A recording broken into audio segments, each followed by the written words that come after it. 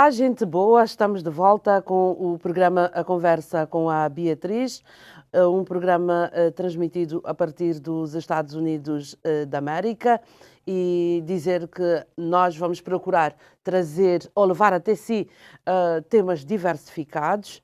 Vamos sempre fazer recordar que nós vamos falar de tudo aquilo que vai acontecendo um pouco pelo mundo. Nós sabemos que você trabalha muito, que você está muito ocupado e por vezes você não tem tempo de ler o jornal, de acessar as notícias. Então nós queremos facilitar um bocadinho mais a sua vida. Vamos trazer até si toda aquela informação, tudo aquilo que vai acontecendo um pouco pelos quatro cantos do mundo.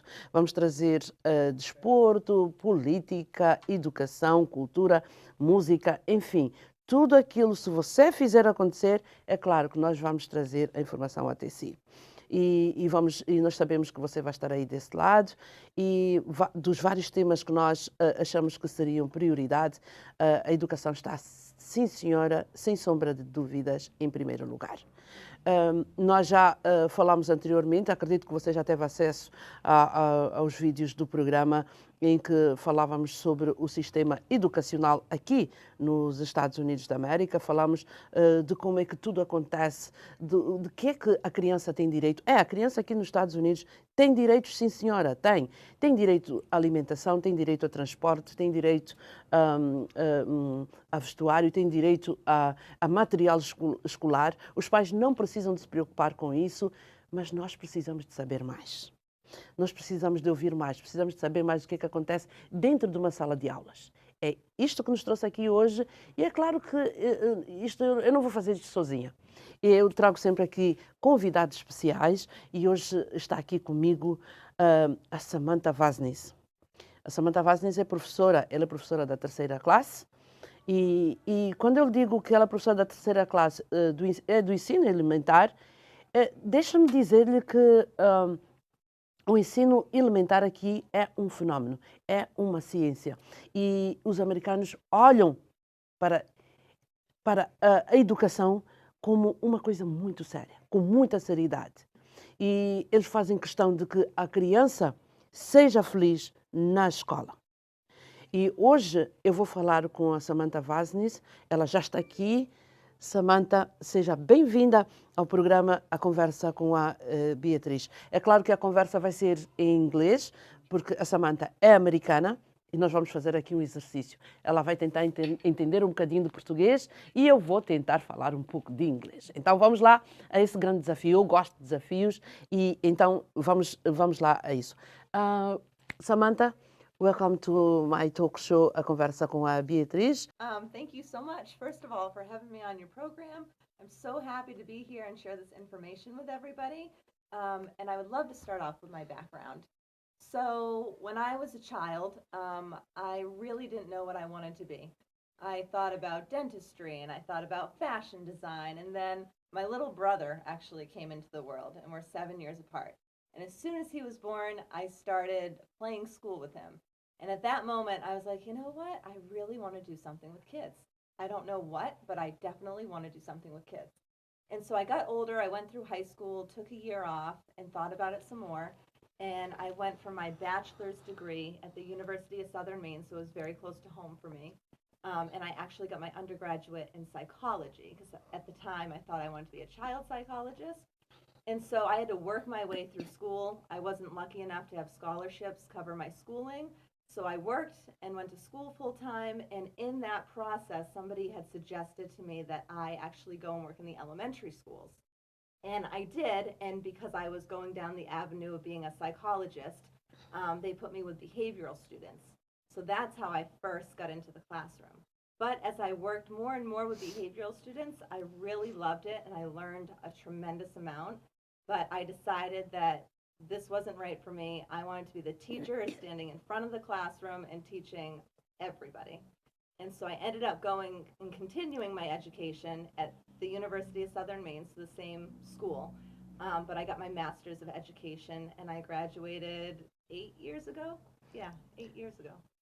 Okay, so now you are working at Ocean Avenue Elementary School, right?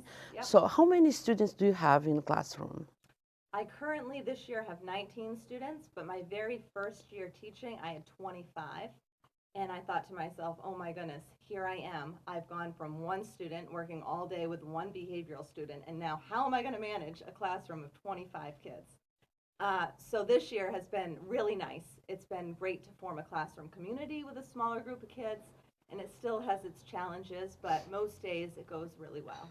I know that you have in the classroom students that don't speak English. I'm talking about ELL students. So what strategy do you use to manage that? Hmm. So right now I have about 5 or 6 students that do not speak a lot of English. In years past, I've had even more. And so what I like to do is I like to really build a classroom rapport and a classroom community and kind of leave the academics out of it for a little while because I try to empathize the best that I can with my students and think to myself, okay, here's a student who's brought to me. I might be their first experience in an American school with an American teacher, with American friends. And so I think to myself, okay, how can I best help the student? And so for me, it's developing trust, it's empathizing and figuring out, what the student needs. Do they need friendships? How much English do they speak? Trying to get them connected with multiple resources to help them before I can actually begin teaching them academics. Okay, can you tell us a little bit about your classroom routine? Yeah, like the day to day. Yes. Okay. So it's very structured at Ocean Avenue School. Um, you know, a lot of the times we're going right from one thing to the next, and it starts really early in the morning. The kids get there at 7:25. They get dropped off from buses, vans. Some kids even come in taxis if they're not set up with transportation yet. Okay, Samantha Vasnis, can you tell us a little bit more about your classroom routine? What the kids doing from 7:25 to 2 o'clock? Yes. We do a lot of things in a short period of time, if you can believe that. So we go, it's as soon as the kids come off the bus, there's morning work for them on their desks. They do about 10, 15 minutes of morning work. We go out for breakfast. They come back in. We have a community meeting where we check in with the kids to see how they're feeling for the day and if they need anything. And then we go right into our academics. So we have like a full hour of math, and then we have a snack break. They'll go to lunch and recess, and then they'll come right back, and it will be an hour of writing, an hour of reading, and then some time for science and social studies. And within that time, there's also a time where they go to special. So we have, in America, we have gym, we have music, we have library, we have art, all these extracurricular activities that kids can get involved in as well. So I know that you have in your classroom kids that don't speak English at all. Mm-hmm. How you manage that? How I manage it as the teacher is I get them involved. I think that immersion, just them being immersed in this classroom of English learners, is the best way for them to learn. So they come here with no English, and that's okay. A lot of the times parents are concerned, how are my kids going to learn English? And we assure them that, you know what, just being in a classroom all day, 7 hours a day, with students and teachers that speak English, you'll be amazed at how quickly these kids pick up English. And besides just being in the classroom, we have a lot of resources. So we have English language learner teachers that will pull the kids from the classroom and give them explicit instruction and direction in English. And then that way they go to that teacher and they get their instruction, and then they come back to the class and they have push-in support where ed techs come and help them, so they're not alone. They never feel alone.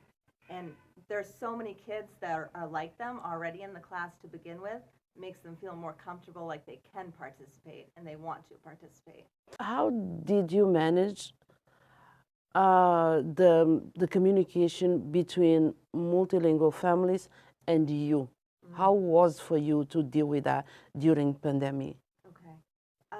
We have a lot of resources in our district, and one of the best resources that we offer is the multilingual office, where we have people that speak Lingala, and they speak French, and they speak Portuguese, and we can dial a number directly and say what we want to say, and they'll translate that into a phone call, or they'll translate that via text, Or if somebody's not available to do that, then we have app support, and a lot of our families are familiar with WhatsApp, or we often use Remind or Reach My Teach. They're all apps that are easy for us to put in what we want to say, and then it translates to their language, and they get the message directly. Let me see if I understood.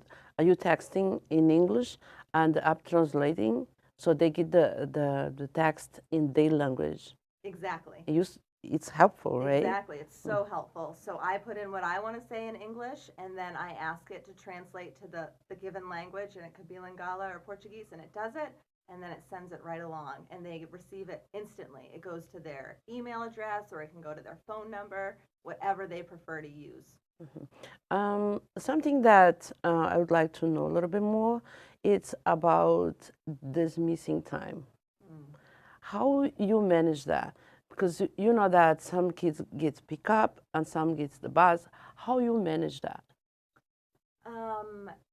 Missing time. This missing at the end of the day. How they go home? How they go home.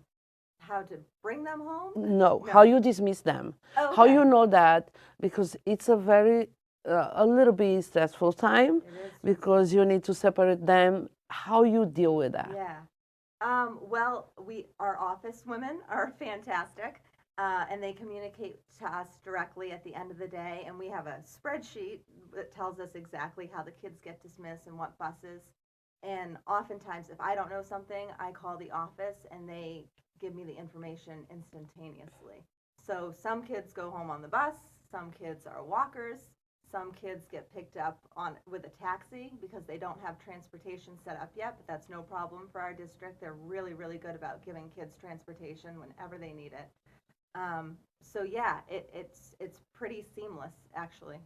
A parent that is not fluent in English, and mom and dad, one of them realized that the kids is struggling with something, I mean academically.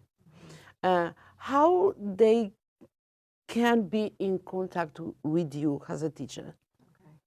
Okay. I want them to know not just about me as their teacher, but that the whole school, we have an open door policy. So that means that if they need anything at any time, they can email, they can call, they can advocate for themselves. And I want them to not be afraid to say that my child needs help, and I'm there for them and their child. I'm their teammate. I'm there to support them and be their biggest cheerleader. So they need to just speak up and get in contact with either the school or myself or whoever's teaching their child, because we will make sure that we have an appointment for them. We will make sure to accommodate their schedule. If they work overnights and they sleep all day, no problem. We can do a Zoom meeting. We can get them early in the morning, late in the afternoon. We are there for them. And I just want them to know that don't be afraid to speak up. Don't be afraid to advocate for your child. We want you there. We want you and your child to be at our school, and we'll do anything to make that happen. Yeah, the school want to be together with the parents, Absolutely, right? yes. Okay. The most success that I see is when the parents and the teachers work together and the communication is constantly open. That's when you see the most success out of the students. And that's what I want it to feel like for them. I want it to feel warm and welcoming, and that they can get in touch with their teacher at any time.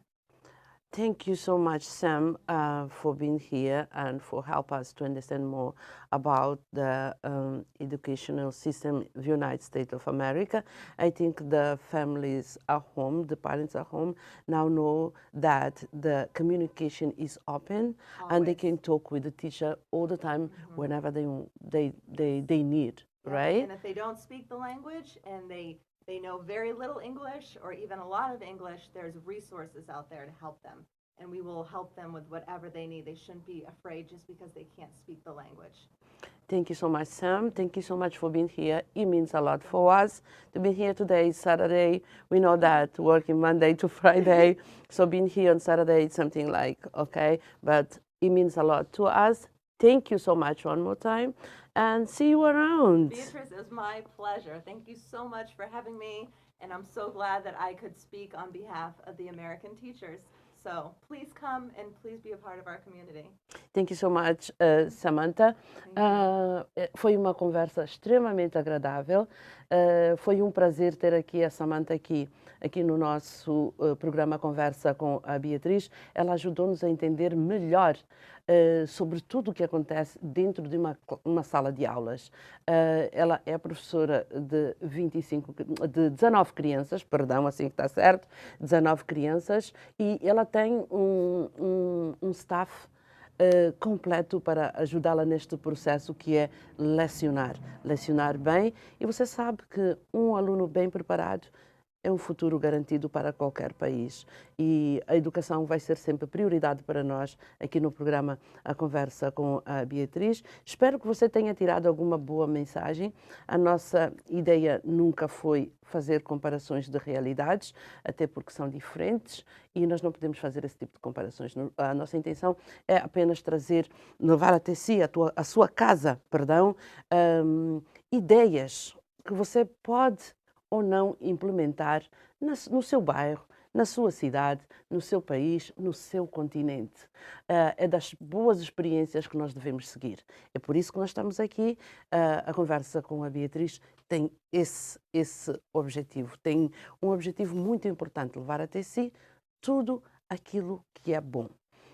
Esta foi mais uma edição do programa Conversa com a Beatriz, um programa que vai procurar estar presente em quase todas as plataformas de comunicação, um programa que é produzido pela Telebanda TV, uma companhia que está a crescer grandemente aqui a partir dos Estados Unidos da América. Eu, pessoalmente, muito feliz por ter recebido este convite para estar aqui e dirigir este programa. Está a ser uma experiência bastante desafiadora, porque é a primeira vez que eu faço um talk show e estou a gostar bastante, mas é claro, aquele friozinho na barriga não deixa de desaparecer, até porque se ele desaparecer, deixa de ter aquela adrenalina própria de fazer televisão. Então, foi um prazer estar aqui consigo. Nós voltaremos sempre. Nós estaremos sempre aqui. E já sabe, siga-nos e subscreva-se nos nossos canais do YouTube, siga-nos no Instagram e no Facebook. Nós estaremos lá e traremos sempre boas notícias. Então, até lá! Storyboard.